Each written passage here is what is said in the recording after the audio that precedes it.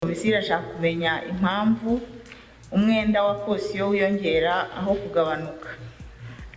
Mbere wari miliyoni 202 none ugeze kuri miliyoni 256 n'imisago. Ikindi ni ukumenya ingamba RP na koleje zayo bafite zo gukemura iki kibazo cya kosiyo zimaze imyaka 15. Komisiyo irashaka kumenya niba icyo kibazo cyo kumenya amafaranga RP na koleje zayo zifite abanyeshuri cyarakemutse, kuko raporo y'igenzura rishize yagaragaje ko umubare w'abanyeshuri batanze kosiyo udahura n'amafaranga yagaragazwaga, kuko harimo ikinyuranyo cy'amafaranga angana na miliyoni 190 n'ibihumbi 871. Ikibazo cya kabiri ni kijyanye no kunanirwa gushyira mu bikorwa umushinga wa appui à la formation technique et l'employabilité au Rwanda, cyangwa appui à la formation professionnelle et l'emploi au Rwanda, ushyirwa mu bikorwa na RP igice cyawo cya kabiri. Ahangaha igipimo cyishyirwa mu bikorwa ry'ibikorwa byateganyijwe cyagezwe ku 8.2% gusa kw'ijana. Komisiyo irashaka kumenya imbogamizi zituma umushinga udashyirwa mu bikorwa ngo n'amafaranga yawo akoreshwe, ko muri raporo y'igenzura ry'umwaka warangiye kuri 30/6/2024 RP yari yagaragaje ko amasoko menshi yamaze gutanga. Turashaka kumenya ingamba zihari zo gushyira mu bikorwa uyu mushinga no gukurikiza inama umugenzuzi yari yakomeje gutanga zo gusaba ko uyu mushinga wihutishwa. Ikindi mbaza ni ikibazo gishingiye ku kunanirwa guca amande abakerewe gutanga ibicuruzwa nk'uko amasezerano yabiteganyaga. Komisiyo irashaka kumenya impamvu ikibazo cyo kunanirwa guca amande abakerewe gutanga ibicuruzwa nk'uko amasezerano abiteganya kigenda kigaruka, kuko mu mwaka wabanje RP yari yananiwe guca amande angana na miliyoni 2,700 n'imisago, none uyu mwaka w'igenzura hagaragaye ko yananiwe guca amande angana na miliyoni 1,161 n'imisago. Turashaka kumenya ingamba zihari zo gukemura iki kibazo cyo kutubahiriza ibikubiye mu masezerano, mu by'ukuri imicungire y'amasezerano muri rusange. Ikindi kibazo ni intege nke zagaragaye mu isuzuma ry'amasezerano ajyanye no kuzamura ireme ry'imyigishirize n'imyigire muri RP binyuze muri gahunda ihuriweho y'ibikorwa remezo n'ikoranabuhanga rikoreshwa mu myigishirize, aho umugenzuzi yagaragaje ibibazo bikurikira. Hariho ikinyuranyo hagati y'uburyo bwakoreshejwe mu gutanga isoko cyangwa itandukaniro mu buryo bwakoreshejwe mu gutanga isoko n'ubwoko bw'amasezerano yasinywe. Ikindi ni ukuzamuka kw'agaciro k'amasezerano mu masezerano yo gukora inyigo y'imirimo no kuyishyira mu bikorwa kugeza igihe imirimo yakiriwe. Kongera igihe cy'amasezerano mu buryo budasanzwe nabyo byaragaragaye. Habayeho no kwemeza inyongera y'igihe cy'amasezerano amaze iminsi 22 yaramaze kurangira. Komisiyo irashaka kumenya ingamba zafashwe zo gukemura ibibazo byari mu masezerano ajyanye no kuzamura ireme ry'imyigishirize n'imyigire muri Rwanda Polytechnic binyuze muri gahunda ihuriweho y'ibikorwa remezo n'ikoranabuhanga rikoreshwa mu myigishirize. Ikindi kibazo ari nacyo nsorezaho kuri iki cyiciro ni ibibazo byagaragaye mu ishyirwa mu bikorwa ry'amasezerano yo gukurikirana imirimo yo gusana no kuvugurura ibyumba bigenewe kwigishirizwamo ikoranabuhanga na laboratwari z'ikoranabuhanga biherereye muri koleje ya Huye, koleje ya Kigali, ishuri rya TVET ya Nyamata na EFA Nyagahanga. Komisiyo irashaka kumenya impamvu ituma RP yongera igihe cy'amasezerano andi yararangiye, amaze igihe yararangiye. Aha twatanga nk'urugero nanone rw'amasezerano ya mbere avugururwa yasinywe hashize iminsi 59, naho aya kabiri akavugururwa hashize iminsi 90.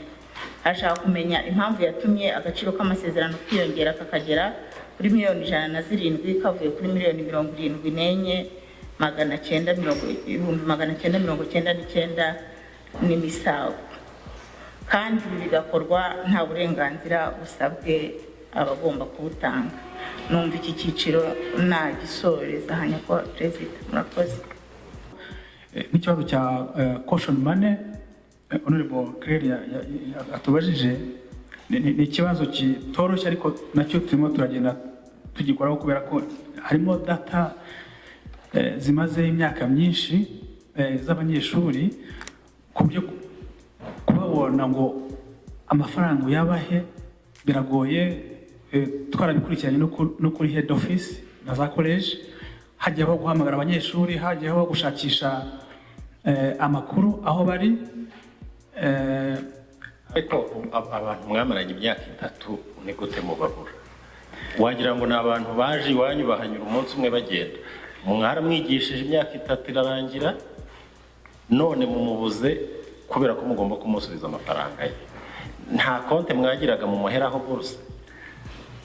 Ubu noneho yari miliyoni 200, ubu se noneho ko harimo kwiyongera. Ubu bagraduate ejo ndi mwarayabahaye? Ntabwo turayabaha, niyo mpamvu harimo yiyongera. Uyu mwaka ariko twishyuye miliyoni zirenga 8 abo banyeshuri. Bagomba kubishyura zingahe? Mu bitabo zirarenga miliyoni 200. Muba 8 gusa. Abo ni bo babashije kwigaragaza, ariko turacyabashakisha. Ariko kwigaragaza ni gute? Ko dushyira amatangazo, tugashyiraho aho batanga amakuru yabo. Mu by'ukuri ababyitabira ni bakeya, ariko twafashe ingamba no muri senior management ya RP yuko no tugiye no kubishyira mu mihigo y'abakozi, ku buryo aba bantu tubashakisha, abo tubuze bigaragara ko batakibonetse, tukazasaba inzego zibishinzwe uyu mwenda tukaba tukuyeho kuko yigumanira. Ubwo inzego zitwemerera gusiba umwenda nizo zizaduha amabwiriza, bibaye ngombwa ko tuyagumana kugira ngo dukomeze dushakishe twabikora. Ariko abo muyahandi mubaza amazina, muzi imyirondoro yabo, sibyo? Muzi nimero za telefone zabo, muzi amakosiyo bari baratanze ntacyo bangije cyangwa baracyangije, muzi ibyo mugomba kubasubiza. Ni iki gituma muvuga ngo twarababuze? Wagira ngo ni umuntu uza akahanyura iwanyu umunsi umwe akagenda. Reka tugire ibindi tubaza. Honorable Wasira.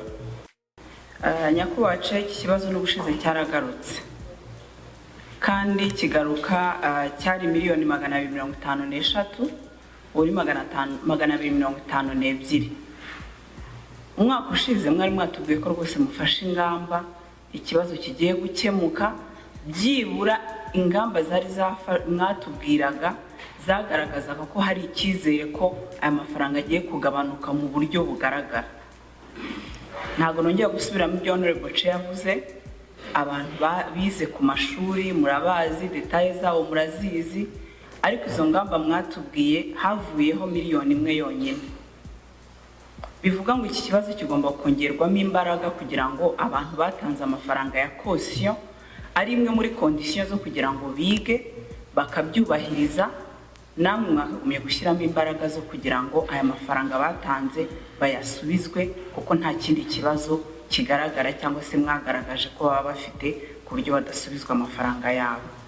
Numva rero mwatubwira izindi ngamba zisumbuye kuzo mwari mwatubwiye ubushize kugira ngo twumve ko iki kibazo mugishyizemo imbaraga kugira ngo gikemuke.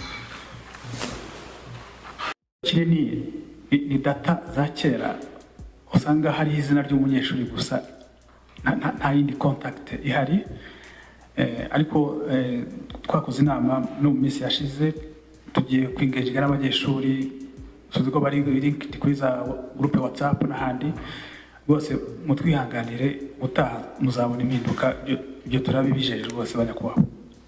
Ibyo nibyo mwari mwatubwiye ubushize, ariko data za kera ryari? Ubwo ni ryari ko natwe dutangira kwiga badusabaga iyo myirondoro? Ubu kandi RP ikaba yaraje nyuma y'uko benshi muri twe twarangije kwiga. Izina rye ryonyine akaba ariyo makuru mufite, akarangiza ariyo makuru yonyine mufite. Byese ibyo bintu birashoboka.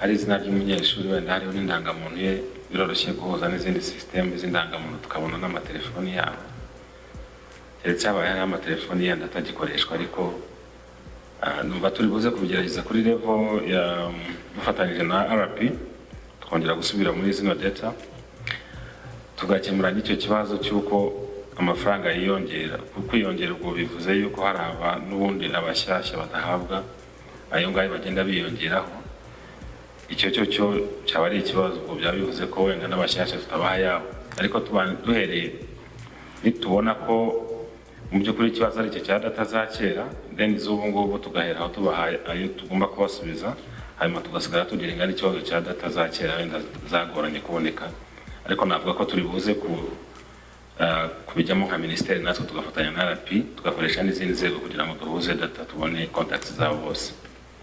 Akoze. Minisiteri y'Uburezi yijeje komisiyo y'abadepite ishinzwe gukurikirana imikoreshereze y'imari n'umutungo bya leta PAC ko igiye gukemura ikibazo cy'ubugenzuzi bw'imari ya leta budakorwa uko bikwiye mu bigo bishamikiyeho. Ni nyuma yaho iyo komisiyo igaragaje ko kutagenzura uko amafaranga yahawe ibyo bigo akoreshwa biri mu bitera leta ibihombo. Ni nk'uko cyezweho na Tito Dusabiremana Eugene Ndayisaba. Ibigo bishamikiye kuri Minisiteri y'Uburezi byitabye PAC kuri wa gatanu kugira ngo bibarizwe mu ruhame ku makosa yagaragaye mu micungire y'imari n'umutungo bya leta ni igishinzwe ibizamini n'ubugenzuzi bw'amashuri NESA, urwego rw'igihugu rushinzwe tekinike imyuga n'ubumenyingiro RTB n'ishuri rikuru ry'imyuga n'ubumenyingiro Rwanda Polytechnic. Ibibazo birimo imicungire mibi y'ibikoresho byaguzwe amafaranga menshi muri RTB, kudakurikiza amategeko agenga amasoko muri NESA biri mu byagaragaye muri ibyo bigo nk'uko bigaragazwa n'abadepite bagize komisiyo PAC. Ibibazo byagaragaye mu masezerano yo kugura ibikoresho bifite agaciro ka miliyari zirenga 3 y'amahugurwa ya RTB ndetse no kubikwirakwiza mu mashuri atandukanye. Ibibazo ntibikurikira: gutanga ibikoresho bidahuye n'ibisobanuro bya tekiniki byateganyijwe mu masezerano, intege nke mu micungire cyangwa amakosa mu micungire y'ibikoresho byatanzwe muri ayo mashuri byagaragaye ko bidacunzwe neza. Umuntu yanatanga n'ingero, hari isoko mwari mwateganyije muri estimated amount miliyoni 102, ariko muri contract mushyiramo miliyoni estimation contract, ariko muri system mushyiramo miliyoni 80. Ubwo nicyo cyakinyuranye kibyara miliyoni 22. Ubwo muraza kutubwira impamvu yabyo. N'ibindi binyuranye rero bigaragara mu bitabo ndetse n'ibiri mu bubiko, hakaza n'ubukererwe mu kwishyura amafaranga agenerwa abakosora n'abagenzura ibizamini, ubukererwe bugera ku minsi 52. Abayobozi muri ibi bigo bisobanuye ku mpamvu zateye ibyo bibazo n'icyakozwe ngo bikemuke. Urebye nk'imyaka 2-3 ya NESA yabanje, nta na audit, internal audit yabaye, ariko akenshi nyakubahwa perezida wa komisiyo, iki kibazo giterwa n'uko urebye uko abakozi bashinzwe gukora ubwo bugenzuzi ubu bahuriweho muri Minisiteri y'Uburezi, ku buryo nta internal dufite internal audit ukorera muri NESA. Ibyo byose twarabibonye tugomba no kwikosora, kandi noneho na rwiyemezamirimo waduhaye kuri ibikoresho twagiye tujyana ibibazo bitandukanye ku buryo hari n'amafaranga twamukase n'ubundi agera kuri miliyoni 37 kubera ibibazo bimwe na bimwe byagiye bigaragara. So izayitemu rero zagaragaje ikibazo twarakibonye, tubona naho twaguye niko nabyita, ariko ibikoresho birakoreshwa byujuje neza cyangwa se bihuye neza n'akamaro byagomba kugira. Umunyamabanga uhoraho muri Minisiteri y'Uburezi Karake Charles yabwiye komisiyo PAC ko bimwe mu bibazo byagaragaye mu bigo bishamikiye kuri iyo minisiteri bikomoka ku bugenzuzi bw'imikoreshereze y'imari imbere mu bigo budakorwa. Ni ikibazo yijeje ko kigiye gukemuka. Aho ikibazo gitangiye kugaragara niho twavuze ngo reka dushyireho na internal audit plan ya buri kigo, nubwo abakozi bakiri bake tugikora ubuvugizi kugira ngo bazongerwe cyangwa habeho n'uburyo bwo kuba havugururwa